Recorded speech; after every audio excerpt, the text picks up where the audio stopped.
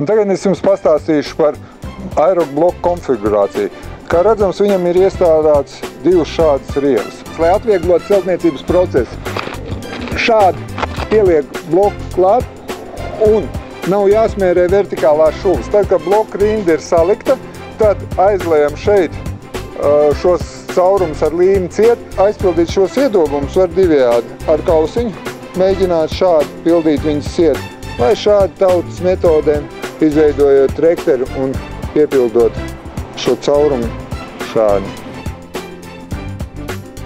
Aizliejot šīs rievas, šeit veidojās 2 mm sprauga, kas ir nekustīgs gaiss. Un, kā zināms, nekustīgs gaiss ir labākais siltumizolātors.